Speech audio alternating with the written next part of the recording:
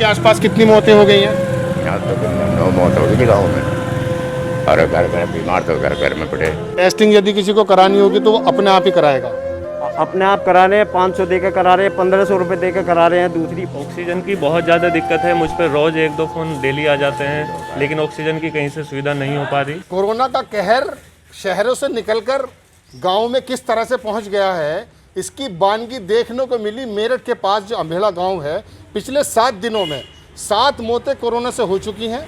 गांव का माहौल बहुत ज़्यादा दहशत में है। यहाँ के लोग, यहाँ की गली आप देख सकते हैं, पीछे मैं आपको दिखाना चाहूँगा कि गलियाँ सूनी हैं, और सूनी होने के बाद यहाँ जो लोग गुजरा करते थे, उसके बाद इस तरह का माहौल यहाँ दिखाई नहीं दे रहा है। लोगों के अंदर दहशत है। हमारे साथ एक साहब है जिनके भाई का कोरोना की वजह से डेथ हो चुकी है। क्या सुविधा नहीं मिली, क्या डेथ हुई है, किस प्रकार से हुई है, जानते हैं। क्या नाम है आपका? राकेश जी, आप किसका जो है डेथ हुई है कोरोना की वजह से? भाई की। आपके भाई की हुई है। आप ये बताइए कि किसी प्रकार का जो स्वास्थ्य विभाग की तरफ से आपको मिलना चाहिए थी सहायता, वो मिल पाई क्या? नहीं जी, तो घर पर डेथ हुई थी या हॉस्पिटल में हुई थी? हॉस्पिटल में। हॉस्पिटल में। वहाँ सुविधाओं का अभाव था या मिली सुविधाएं? नहीं सुविधाएं नहीं मिली। सरकार की तरफ से कोई नुमाइंदा आपके पास आया? नहीं जी। कोई नहीं आया।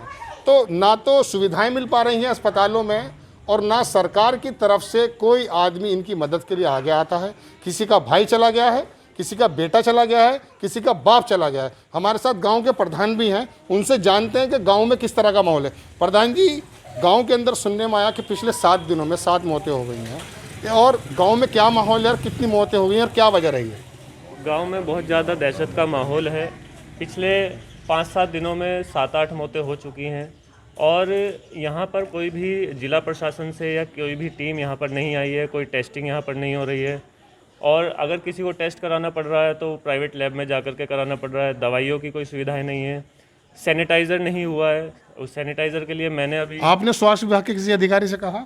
बिल्कुल, कल मैंने डीएम ऑफिस में फ़ोन किया था। वहाँ पे मैंने अपनी बात रखी, तो उन्होंने आश्वस्त किया कि मैं कांटेक्ट करूंगा, लेकिन अभी तक कोई कांटेक्ट उन्होंने नहीं। गांव के अंदर कोई चिकित्सालय, कोई अस्पताल मौजूद है? यहाँ पर एक पीएचसी मौजूद है, लेकिन जब से वो बना है उसका आज तक ताला नहीं खुला है। उसकी हालत बहुत जर्जर है। वहाँ पर कोई डॉक्टर नहीं बैठता है।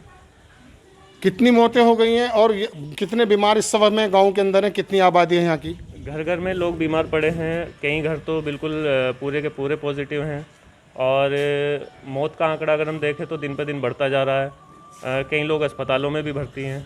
ऑक्सीजन की, यदि होम आइसोलेटेड कुछ लोग हैं, ऑक्सीजन की ज़रूरत अगर पड़ती है तो मिल जाता है ऑक्सीजन सिलेंडर? ऑक्सीजन की बहुत ज़्यादा दिक्कत है। मुझ पर रोज़ 1-2 फ़ोन डेली आ जाते हैं, लेकिन ऑक्सीजन की कहीं से सुविधा नहीं हो पा रही। तो ये नवनिर्वाचित प्रधान हैं जिनका कहना है कि स्वास्थ्य विभाग की तरफ से और जिला प्रशासन की तरफ से उस तरह की सुविधाएं नहीं मिल पा रही, जिसका दावा किया जा रहा है। और जिला पंचायत इलेक्शन होने के बाद भी अक्सर ये बताया जा रहा है कि यहाँ पर संक्रमितों की वजह बढ़ी है। आप ये बताइए कि जिला पंचायत जो इलेक्शन हुए हैं अभी प्रधानी के, उसके बाद ज़्यादा केस निकले हैं? हाँ, पे जब से हुए जी केस, तो जिला पंचायत के बाद ही केस हुए सब ये। तो जब इलेक्शन थे तो सोशल डिस्टेंसिंग नहीं थी, उसकी वजह से हुए हैं। हाँ जी। यहाँ आपके आसपास कितनी मौतें हो गई हैं? यहाँ तो 9 मौत हो गई गाँव में। और घर घर बीमार तो घर घर में पड़े। तो ज़िला पंचायत का इलेक्शन, हालांकि कोर्ट ने कहा था कि काउंटिंग कम से कम रोक दी जाए, भले ही कोर्ट ने कहा कि इसका इलेक्शन होना चाहिए 30 अप्रैल तक, लेकिन सरकार की दासीनता ये है कि शायद इलेक्शन तो नहीं रोक पाई, लेकिन काउंटिंग भी नहीं रोकी, जिसकी वजह से मौतों का सिलसिला आया। ज़िला पंचायत के इलेक्शन के बाद जिस तरह से भीड़ यहाँ जमा हुई है, सोशल डिस्टेंसिंग नहीं रही है, क्या उसकी एक वजह ये भी है कि जिससे इस गाँव के अंदर इतनी मौतें हो रही हैं? हाँ, ये भी कुछ वजह है, जो भीड़ की वजह से भी ऐसी हुई है। लोगों में दहशत का माहौल है। दहशत का माहौल है, लोगों में बहुत ज़्यादा दहशत है। कई बीमार पड़े। कई घरों में बीमार पड़े हैं। हर घर में 3-4 पॉजिटिव है। मतलब कोई सुविधा नहीं मिल रही इससे, सरकार से ऐसी कोई सुविधा नहीं मिल रही। गैस लेने जाओ वो नहीं मिल रही, ब्लैक से नहीं मिल रही, वैसे नहीं मिल रही। कम से कम ऐसा तो हो, पैसे देकर भी कुछ सुविधा हो जा, तो ये है। गाँव की आबादी कितनी होगी? गांव की आबादी 45-55 वोट है। अच्छा। वैसे कितने बीमार पड़े होंगे कोरोना से संक्रमित जो है यहाँ? यहाँ 2000 बीमार होंगे कम से कम जी। हाँ जी। टेस्टिंग वगैरह होती है यहाँ पर? टेस्टिंग कोई नहीं है, गवर्नमेंट की तरफ से कोई टेस्टिंग नहीं है जी। टेस्टिंग यदि किसी को करानी होगी तो वो अपने आप ही कराएगा। अपने आप करा रहे हैं, 500 दे के करा रहे हैं, 1500 रुपये दे के करा रहे हैं। दूसरी वो जो है, तो गांव के लोग किस तरह से सरवाइव कर रहे हैं, मतलब इससे बचने का क्या क्या उपाय कर रहे हैं?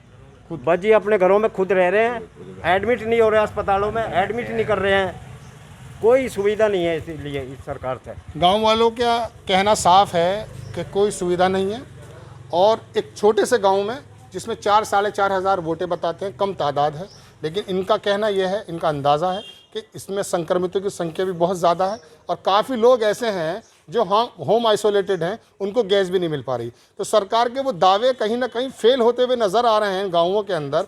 शहरों के अंदर जो बाकायदा एक डाटा दे दिया जाता है, लेकिन गाँवों का कोई डाटा भी यहाँ पर सीएमओ के पास और स्वास्थ्य अधिकारी के पास नहीं है कि कितने यहाँ संक्रमित हैं।